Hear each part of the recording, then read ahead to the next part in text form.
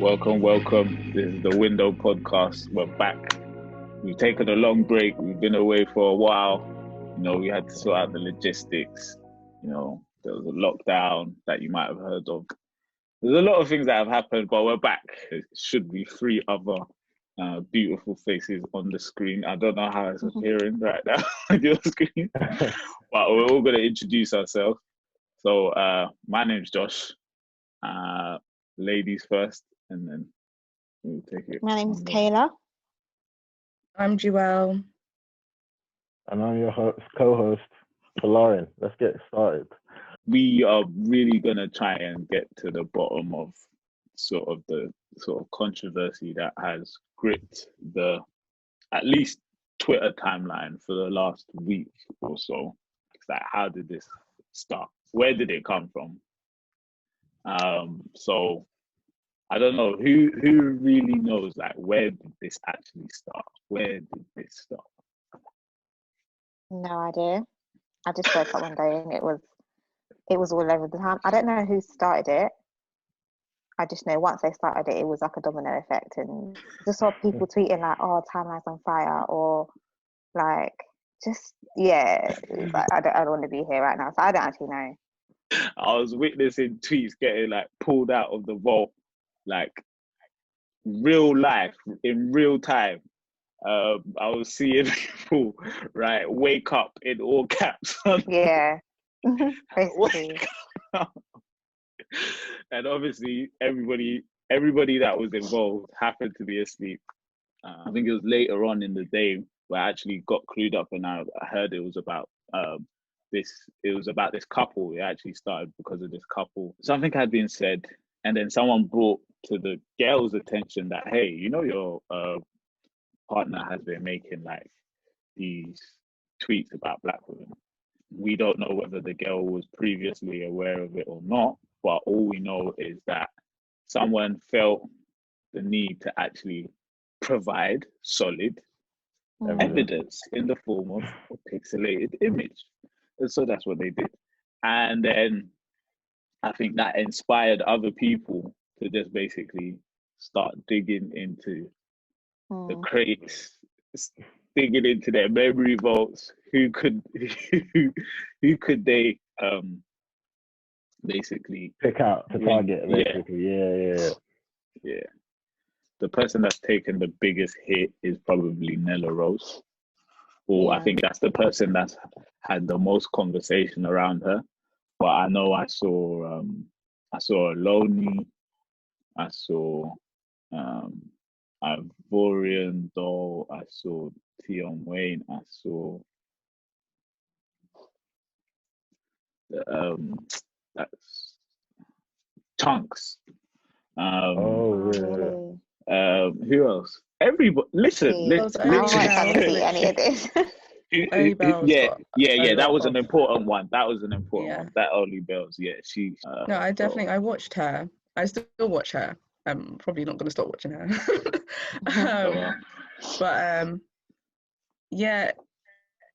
The whole thing is really interesting. And then it was just like after like then people, it was like just sort of Twitter famous Twitter people. Like Twitter people, just like Twitter guys and Twitter girls. What do you think of all that stuff coming to light? Like all the comments that they were making from like a few years ago? I'm tired. That's all I can really say. Like, it's tiring to see it constantly come up, and that's what's frustrating for me, to go on the timeline and just see comments and comments and comments and no solutions. Now, I don't have the solution, but I don't think bringing this out every 3 months is the solution. Yeah, it is frequent, isn't it? Yeah, I think that's a good point, actually. And then you have the apologies, and it's just repeat, apology, offend, repeat, expose. It just goes round and round and that. In terms of how it felt going on the TL or whatever, I think I got really, really drained really quickly. One thing, so like similar to Michaela, like really, really drained really quickly. But like one thing, and I think my friends were kind of like a little, not frustrated with me, but they didn't really get my perspective on it. Was I was like, we know this. I was like, what? Why are we talking about this? It really blew my mind, especially because we weren't bringing up tweets from like 2019, 2020, like made last month, blah blah. They were from 2012, 2013, 2015, 2014. They still weren't right. I remember being a kid, and the stuff that people would say in 2012, 2013, 2014, 2015, they would never say today, and I probably wouldn't hold half of them to it. The jokes that they would make about women, about Asians, about Black people, about like all sorts of things. Like kids just say dumb stuff and are highly affected by their surroundings, and people grow up and change. So I found it strange that it wasn't a discussion around how come we went through this phase, and it was more so just anger at people for something that they don't even identify with anymore. Yeah. Right. And if they do, that's their own quiet secret. Do you know what I mean? Right. Like it was, I found it very confusing personally. So like, for example, if somebody had said something in, I don't know, an influencer had said something. Okay, you know what? A better example. Once all of this started happening, me and my friends started scrolling through our old Twitters and old Facebooks and whatever. I did that too. I didn't find anything on my Twitter, but I found something esque on my sure Facebook. You didn't find anything? No, I didn't. But when I was on Twitter, I was probably on Twitter in like 2014, and I was like a mini feminist. So I really like, now I'm a grown one, but like it was all of those like things. That's the kind of stuff I was talking about on my Twitter back then. But I went on my Facebook, so I was even younger, like 2012, and I said something like, I wish I had eyeliner that's not something that most Black people have. So like, I wish I had like grey eyes or like hazel eyes or whatever. And then I also made a comment about Black girls wearing wigs. No, not wigs, blonde wigs. Black girls wearing blonde wigs, right? So if I think back, like, and I brought this up and I was like, that's definitely an anti-Black like thing to say. And I like to one of my friends, and she was like, yeah, to an extent, in terms of girls wearing colours and stuff like that. But then also, if you look at pictures of us back then, did it look cute? Did it actually look cute? Like in our blonde synthetic wigs, did it actually look cute? So there was all of this stuff around it, and you can't even remember what initially had you have that discussion in the first place, or made you make that point in the first place. Like, I'm not gonna lie. When I saw some of my tweets from 20, and I've done this with other people, like there watching, and we all did it at the same time, right? And it's not necessarily like bad stuff, like anti-Black or just seeing stuff that you're tweeting at that time. Yeah, you just think, who is this person? Like, you don't even recognize who you are. All of us have things that we were doing that if someone would just to show us, this is you in 2012, we're going to be like, who is this person? But we seem to not realize that it's human nature that we change, that it's human nature over time that we completely change. And we think that we're exactly the same person, but we're not. We're really not. I asked my friends around whether they remember or saying anything problematic, or was there anything that they'd be ashamed of saying at that age. And it's to a point where like you can't even remember the things that you were thinking about at that time. Like I was reading them, and I was like, I was even like really mean to a girl that I like now, I'm cool with now. Not mean in terms of like I was saying horrible things to her, but like I was ignoring her. She was writing on my wall, and I was ignoring her. Like I was just looking at it, and I was like, I need to apologize to this girl. Like, why was I ignoring her like that? Like there was just so many things where I'm just kind of like, I would never do that now. But would you say for these influencers that them being in a different state of mind as they were younger completely excuses the fact that they said those things. Because I read some pretty out of pocket stuff. Some of the things are violent. This is the thing. I think some of the tweets you see are violent towards Black women, and it's like, where did that hatred come from? But then shouldn't that be the discussion? That's the conversation that needs to be had. That's the conversation. Like, I apologize, but now I want to figure out why I even thought that way in the first place. Without that, it's just no point.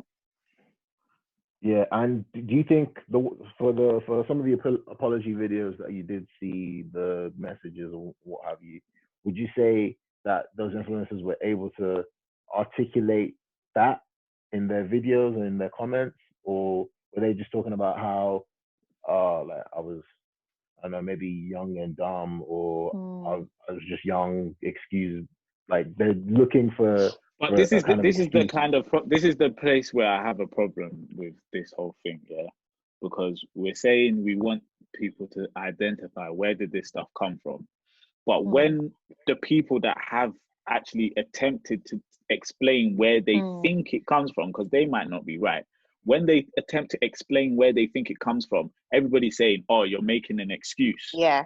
But you just said you want them to get to explaining where it comes from. But then once they say it, it's like, no, you're making an excuse. That's what I'm saying. People are blurring the line between trying to excuse yourself from something and trying to explain something. Just because you're explaining something doesn't mean you're trying to excuse yourself from something. If they were trying to excuse themselves, they wouldn't apologize. That's how I feel. Yeah, that's where the subjectivity creeps in, because like you either believe them or you don't. You don't, yeah. So that's the thing. So if it comes across like they're trying, I feel like most people that refuse these apologies don't actually know what they want. They don't know what they want. They don't want an apology. And that's the problem with this happening the way it happened, because we could have a conversation about all of this stuff without somebody being torn down. But these sort of conversations only seem to happen on a big scale on the foundation of someone being torn down first. Why can it not happen on a big scale without that foundation?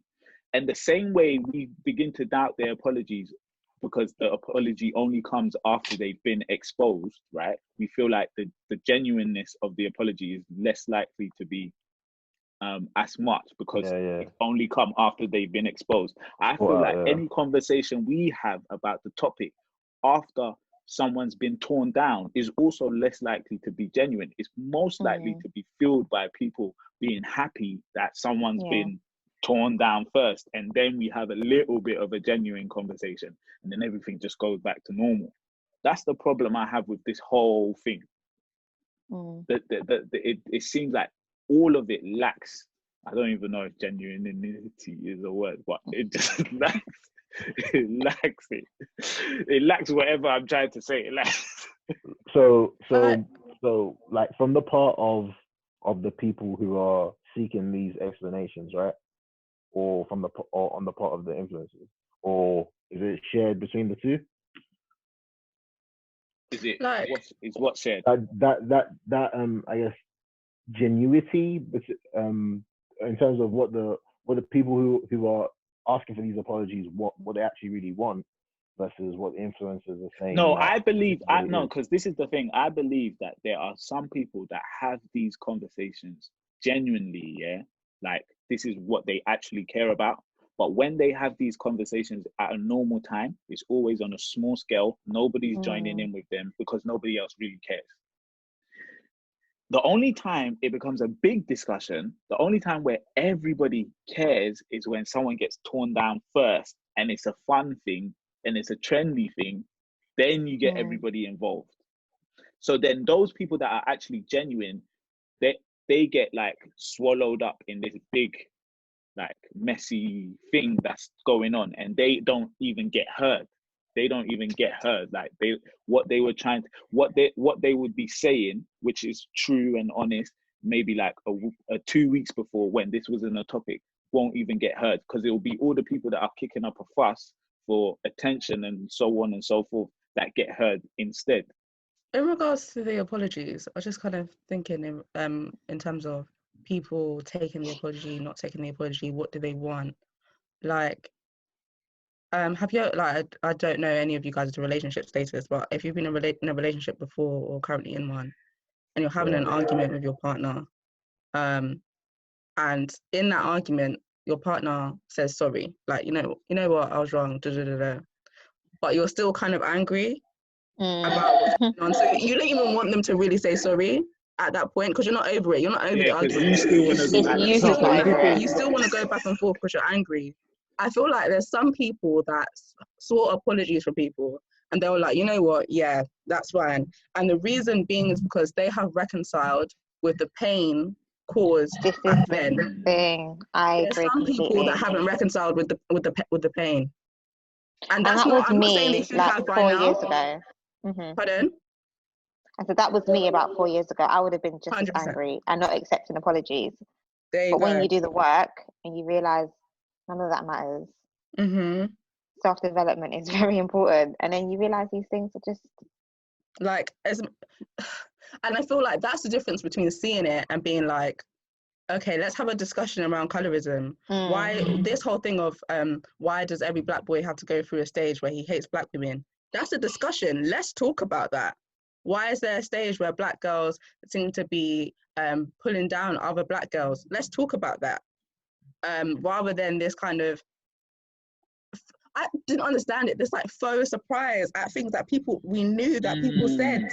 And we knew that people did. It didn't make any sense. I didn't understand why people were acting surprised that people said stuff like this. Like we didn't have these experiences. That's another like thing, we were all in the classrooms, we were all there, we were all in the playgrounds. We know what people were thinking. When they said it, we were all on the TL, like we were there. It was being said to my face at the time. Nobody was screaming and trying to pull everyone down, because that's what people thought at the time. That was the mentality. And yes, some people were being hurt by it. Yes, that is the case. More so than some more so than others, yeah. And exactly. To be fair, that's one of the things that just reaffirms to me that the whole like black affirmation, ride the wave kind of, black melanin, black girl magic, that kind of thing is kind of capped. And there's been like people that have said that, and to an extent I kind of agree, because for some people that got it a lot more than others, it's like, you weren't with me when I was broke, so why are you on me now, kind of thing. I mean, this is like, because I personally feel like, and I know I keep banging on about pulling people down, right? But I personally just feel like when people were saying these things back then, yeah, and we were accepting it, yeah, most of these people were on the same level as us, right? But now that they've gone somewhere, we are trying to act like, oh, we weren't there when you did that back in ... days. We're only seeing it now so that we can pull you down. But you were there. You were part of the environment that made it comfortable for them to think that it's acceptable to say that. So how can you now, later on, try and behave like, no, I wasn't there? And then, do you get what I'm saying? I feel like all of it is just coming from the wrong place. It's coming from the wrong source. And if it's always coming from the wrong place, we'll never actually get the right result. We might edge a little bit closer, bit by bit, but if we truly want to get to the right place, I think it has to come from the right place as well. The conversation can't constantly keep coming from the wrong place, and we think that we're actually heading to the right place, if that makes sense. Yeah. But I had a specific question for the lady. So the people who have sort of, the influencers that have, I guess, received the biggest backlash, yeah, have been Black women, right? Yeah. Which seems weird. Ironic. Because obviously the people that were on the receiving end mostly were also Black women. So first of all, why do you guys think that is, that they've been the worst affected in this situation? Honestly, I think in society in general, women are held to a higher moral standard than men. Right. Mm-hmm. So when women make a mistake, it's very much reflected on their character, in terms of their ability. Because people associate women with like the sensibilities, being soft and nurturing, caring, loving. When you make comments or do anything that might suggest that you're away from that, you automatically, hatred is sent your way. Literally, I honestly just believe that's the reason why.